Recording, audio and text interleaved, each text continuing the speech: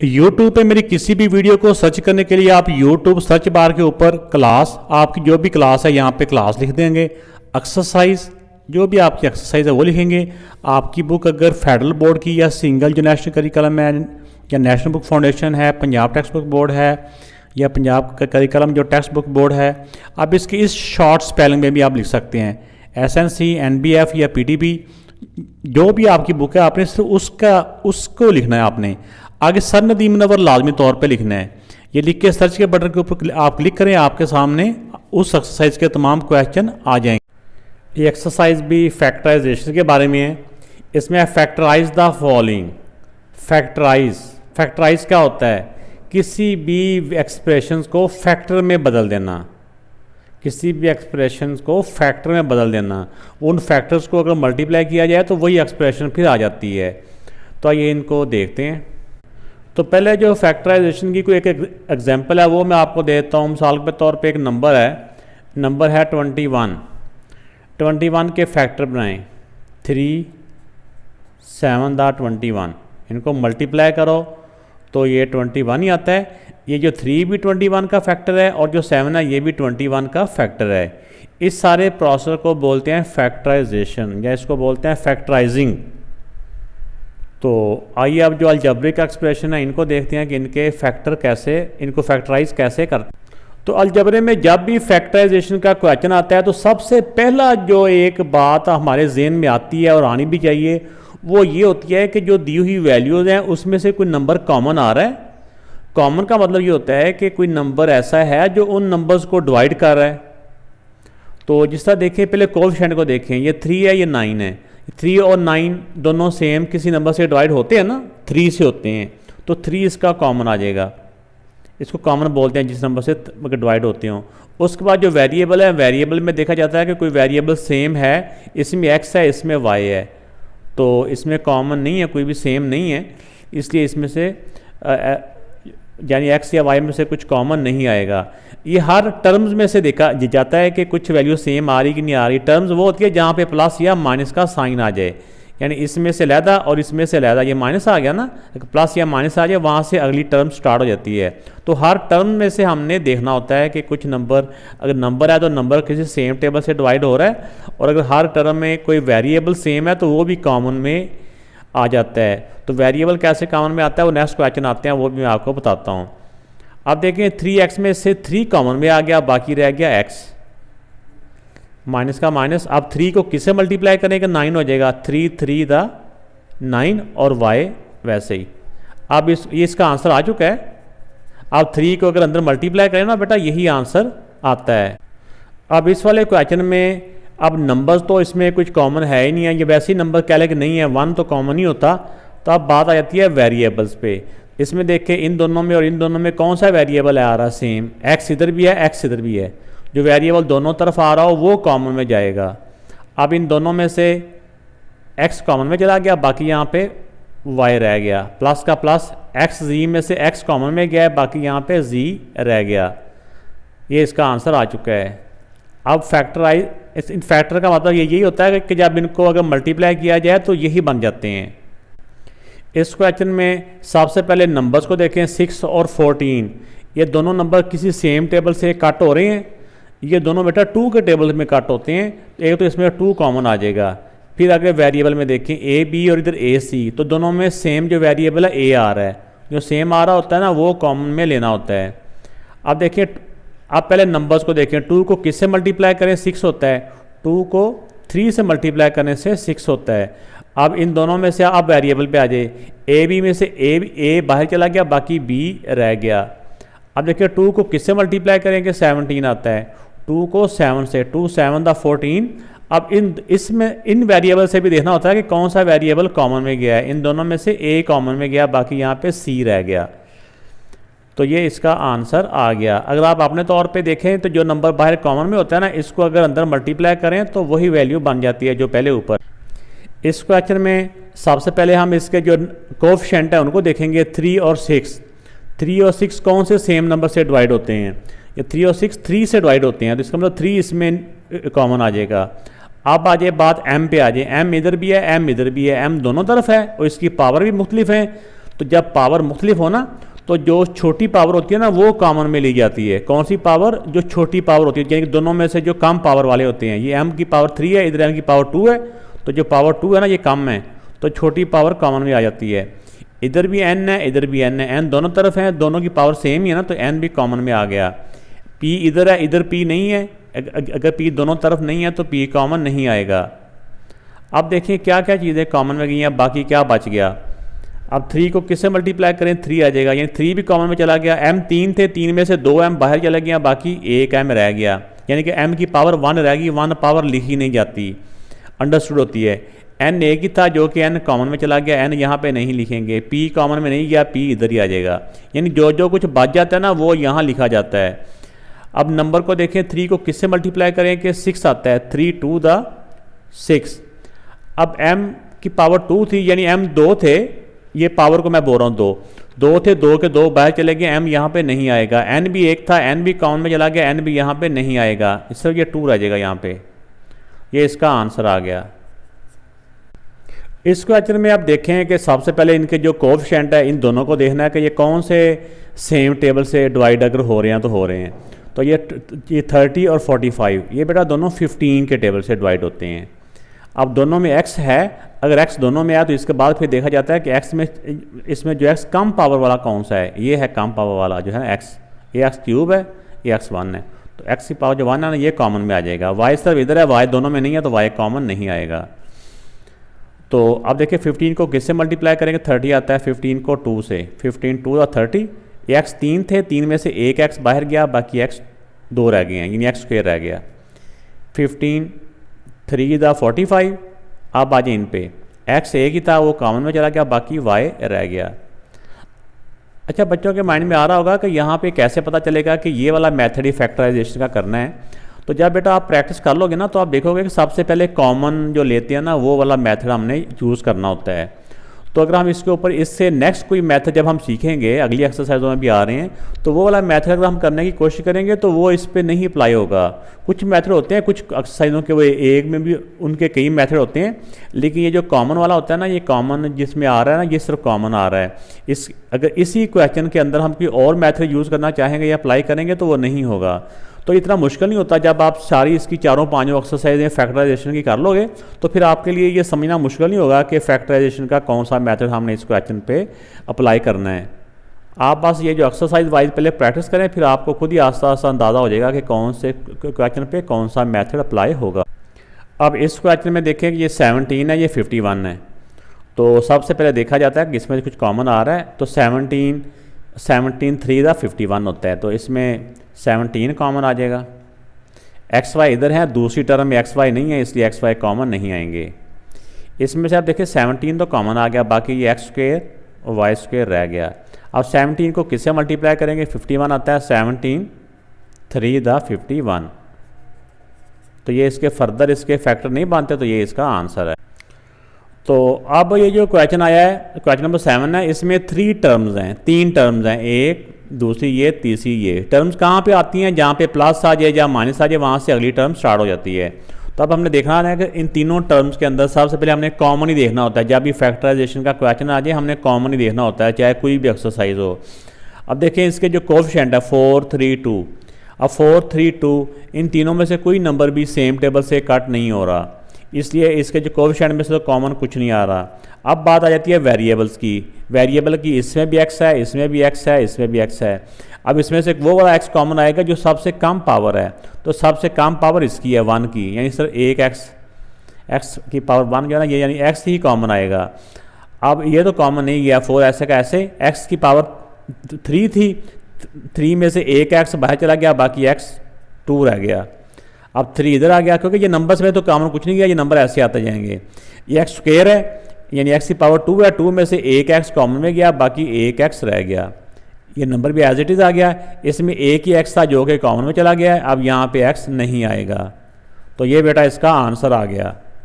तो यहाँ पे अगर हमने चेक करना हो ना कि हमारा फैक्टराइजेशन ठीक है या नहीं है, या कोई मसला तो नहीं है, ये बाहर वाले नंबर को अंदर मल्टीप्लाई करेंगे ना सारी टर्म्स के साथ, तो वही आंसर आ जाता है जो क्वेश्चन। तो इस क्वेश्चन में तो सबसे पहले कि जिस तरह हमने हर क्वेश्चन में सबसे पहले कोएफिशिएंट को देखना होता है, ये 2 4 8 ये सारे जो तीनों नंबर है ना 2 से डिवाइड हो रहे हैं, तो 2 कॉमन आ जाएगा। फिर बात आ जाती है वेरिएबल्स पे। वेरिएबल में p है, p तीनों में p है, लेकिन फिर जब तीनों में p है तो उसके बाद अगला बात देखी जाती है कि सबसे कम पावर वाला p कौन सा है। ये p की पावर 1, ये तो ये कॉमन में आ गया। अब बाकी क्या बच गया, 2 तो बाहर चला गया, बाकी p की पावर 2 थी, एक p बाहर गया, बाकी एक p रह गया। -2 को किससे मल्टीप्लाई करेंगे, 4 होता है, 2 to the 4, p की पावर 3 थी, 3 में से एक p बाहर गया, बाकी p 2 यानी कि p² रह गया। अब 2 को 4 से मल्टीप्लाई करें तो 8 होता है, एक ही p था जो कि कॉमन में चला गया है, या अब यहाँ p नहीं लिखेंगे। इस वाले क्वेश्चन में आप देखें कि इसमें जो कांस्टेंट है वो तो है नहीं है, अब इसके जो वेरिएबल्स हैं उसी में देखना होता है कि क्या कॉमन आ रहा है। x तीनों में है तो अब देखना है कि x की सबसे कम पावर कौन सी है, ये 3 है, ये 2 है, ये 1 है, तो 1 वाला कॉमन में आ जाएगा। फिर y भी तीनों में है तो सबसे कम जो y की पावर है वो y की जो पावर है 1 है, ये भी कॉमन में आ गया। अब देखते हैं कि बाकी क्या बच गया जो अंदर लिखेंगे। x 3 थे, 3 में से एक x बाहर गया, बाकी x 2 रह गए। y एक ही था जो कॉमन में चला गया, अब y यहाँ पे नहीं आएगा। x 2 थे, उनमें से एक x बाहर गया, बाकी एक x रह गया। y एक ही था जो कि कॉमन में चला गया, प्लस का प्लस आ गया, एक ही x था जो कि बाहर चला गया, x यहाँ पे नहीं आएगा। y की पावर 2 थी, 2 में से एक y बाहर चला गया, बाकी एक y रह गया। ये बेटा इसका आंसर आ गया। अब इस क्वेश्चन में सबसे पहले जैसा जब भी फैक्टराइजेशन का क्वेश्चन आता है तो सबसे पहले हमने इनका कॉमन ही देखा जाता है। तो इसमें 7 से ये डिवाइड हो रहा है, ये भी 7 से डिवाइड हो रहा है, ये भी 7 से डिवाइड हो रहा है, एक तो 7 आ गया कॉमन में। अब बात आ जाती है वेरिएबल पे। वेरिएबल इसमें x है, इसमें भी x है, इसमें भी x है। तो जब x में आ गया तो सबसे कम पावर वाला x ये है, यानी x की पावर 1 जो है, जिसको हम x ही कहते हैं। ये 1 में जब x की पावर 1 है, ये आपको समझाने के लिए कहता हूँ, वरना x भी कहते हैं तो इसका मतलब वो पावर 1 ही होती है। और तो अगर y पे जाएं तो y तीनों में नहीं है, इसलिए y कॉमन नहीं आएगा। तब देखें कि इसका 7 भी बाहर आ गया, x की पावर 4 थी, 4 में से एक x बाहर रह गया, बाकी 3 रह गए। अब 7 को किससे मल्टीप्लाई किया जाएगा, 14 आए, 7 to the 14, x 2 थे, 2 में से एक x बाहर गया, बाकी एक x रह गया, तो y तो बाहर नहीं गया, y इधर ही रह जाएगा। अब 7 को किससे मल्टीप्लाई किया जाएगा, 21 आए, 7 3 था 21, एक ही x था जो कि बाहर चला गया, y एज इट इज़, क्योंकि y तो कॉमन ही ना गया था, y इसी तरह आ गया। तो ये बेटा इसका आंसर आ गया। इस क्वेश्चन में आप देखें इनका कोफिशिएंट तो नहीं है कोई भी नंबर्स, क्योंकि जो हम कॉमन लें। अब बात आ जाती है एक्स वाई जी तीनों में ही है। अब देखना कि x की सबसे कम पावर कौन सी है, 1। अब आ जाए y पे, y भी तीनों में ही है, y की सबसे कम पावर 1 ही है, y भी आ जाएगा। z की सबसे कम पावर 1 ही है, तो z भी कॉमन में z कॉमन आ जाएगा। अब देखें इसमें से जो बाहर गया है वो तो यहाँ नहीं आएगा, बाकी जो बचा है वो आ जाएगा। x 2 थे, एक x बाहर गया, बाकी एक x रह गया। y 2 थे, एक y बाहर गया, बाकी एक y रह गया। z की पावर 2 थी ना, एक z की पावर 1 उधर चलेगी, बाकी एक z रह गया। माइनस x एक ही था, बाहर चला गया, y भी एक ही था, बाहर चला गया। z 2 थे, 2 में से एक z बाहर गया, बाकी एक z रह गया। प्लस ये x भी एक था, बाहर गया, y भी एक था, बाहर गया, z भी एक था, बाहर चला गया। अगर सारी की सारी टर्म्स कॉमन में चली जाए ना तो वहाँ पे 1 लिखा जाता है, ठीक है ना। 1 क्यों लिखा जाता है, जब अगर हम इनको मल्टीप्लाई करेंगे ना, इसको इससे मल्टीप्लाई करेंगे यही आ जाएगा, इसको इससे मल्टीप्लाई करेंगे ये आ जाएगा। अगर यहाँ कुछ भी ना होता तो आगे तो हम सॉल्व नहीं कर सकते, इसको मल्टीप्लाई कर नहीं सकते थे। तो यहाँ पे फिर अगर सारी वैल्यू कॉमन में चली जाए तो वहाँ पे 1 लिखा जाता है, ताकि उसको जब इससे मल्टीप्लाई करेंगे 1 से तो वो नंबर वही का वही रह जाएगा। तो ये बेटा इसका आंसर आ गया। तो इस क्वेश्चन के अंदर जब हम कॉमन लेने का बारे में देखते हैं तो सारे जो कोफिशिएंट है 4, 8, 4, तो ये तीनों नंबर 4 से डिवाइड होते हैं। सेम नंबर ऐसा है जो कि सबको कटिंग कर रहा है। x x x y भी तीनों में है, तो x की सबसे छोटी पावर x की पावर 1 ही है, इस तरह y की भी सबसे छोटी पावर y की पावर 1 ही है। तो इस तरह क्वेश्चन के अलावा हर अगली लाइन के शुरू में इक्वल का साइन बेटा लाजमी तौर पे डालना, ये बोलना नहीं है। आप देखें कि 4 था, बाहर चला गया, x की पावर 3 थी, एक x बाहर गया, बाकी x 2 रह गए। y 2 थे, एक y बाहर गया, बाकी एक y रह गया। अब 4 को 2 से मल्टीप्लाई करें, 4 to the 8 हो जाता है, एक ही एक्स था बाहर चला गया, एक ही वाई है बाहर चला गया, बाकी एक्स वाई यहाँ पे नहीं आएगा। ये प्लस का प्लस आ गया। ये 4 था, 4 बाहर चला गया, एक ही एक्स था जो कि एक्स भी कॉमन में चला गया। अब वाई 3 थे, 3 वाई में से एक वाई बाहर गया है, बाकी वाई 2 रह गए हैं। ये आपको समझाने के लिए मैं इस तरह बोलता हूँ, वरना ये वाई स्क्वायर कह लें। तो ये बेटा इसका आंसर आ गया। तो अब इस क्वेश्चन में अगर हम कोफिशिएंट को देखें, इधर तो 3 और 6 है, लेकिन इधर कोई कोफिशिएंट नहीं है कि जो हम तीनों में से कॉमन लें। अगर कॉमन लेना है तो तीनों में से हमने कॉमन लेना होता है। तो आप देखें कि कोफिशिएंट में तो कॉमन वाली बात नहीं है। अब आ जाए एक्स वाई पे, एक्स इधर भी है, एक्स इधर भी है, एक्स इधर भी है, तो कम से कम एक्स की पावर 1 है। वाई पे हैं तो वाई की पावर 4, वाई की पावर 3, वाई की पावर 2, तो जो 2 पावर है ना ये सबसे कम है, तो ये कॉमन में आ जाएगी। अब देखें कि क्या कॉमन में गया है, बाकी क्या रह गया है। एक ही एक्स था कॉमन में चला गया, अब यहाँ पे एक्स नहीं आएगा। वाई 4 थे, उसमें से 2 बाहर गए हैं, बाकी 2 रह गए। 3 एक्स एक ही था जो कि कॉमन में चला गया, एक्स यहाँ नहीं आएगा। वाई 3 थे, 3 में से 2 वाई बाहर गए हैं, बाकी 1 वाई रह गया।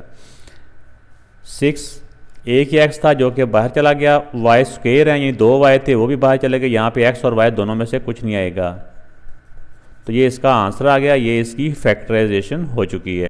तो जब आप मुख्तलिफ क्वेश्चन आगे भी कर जाओगे फिर आपको अंदाज़ा हो जाएगा कि इसको कुछ क्वेश्चन होते हैं कि वो मज़ीद भी फैक्टराइज होते हैं और कुछ नहीं होते, लेकिन हमारी ये जो एक्सरसाइज है इसमें मज़ीद ये फैक्टराइजेशन है ये मज़ीद नहीं हो रही। इस वाली एक्सरसाइज में सिर्फ जो कॉमन है वो ही लेना होता है, बस यहीं पे बात ख़त्म हो जाती है, सिर्फ एक स्टेप में इसका आंसर आ जाता है। अच्छा, मेरे इस अलजबरे में आप देख रहे होंगे कि मैं जी के अंदर ना ये लाइन ड्रा कर देता हूँ। इसकी असल में वजह ये है कि मैं क्यों ड्रा करता हूँ, बाद दफ़ा ना अलजबरे में एक्स्ट्रा 2 भी आ जाता है और जी भी आ जाता है, तो थोड़ा सा क्लियर करने के लिए कि जिसके दरमियान में ये लाइन होगी वो जी है, जिसके दरमियान में लाइन नहीं होगी ना वो 2 है। सिर्फ इस वजह से मैं ये दरमियान में ये लाइन ड्रा करता हूँ। तो अब देखें कि इसमें क्वेश्चन में अब इसका कोफिशिएंट तो नहीं है कि जो कॉमन लिया जाए, एक्स वाई जी, एक्स वाई जी, एक्स वाई जी तीनों में ही है। तो एक्स की सबसे छोटी पावर क्या है, 1, एक्स भी कॉमन में आ गया, क्योंकि कॉमन में वही वैल्यू आती है, वेरिएबल आता है जो उन सब में कम पावर वाला होता है। तो वाई भी की भी कम पावर 1 नहीं है और जी की भी जो कम पावर है 1 नहीं है।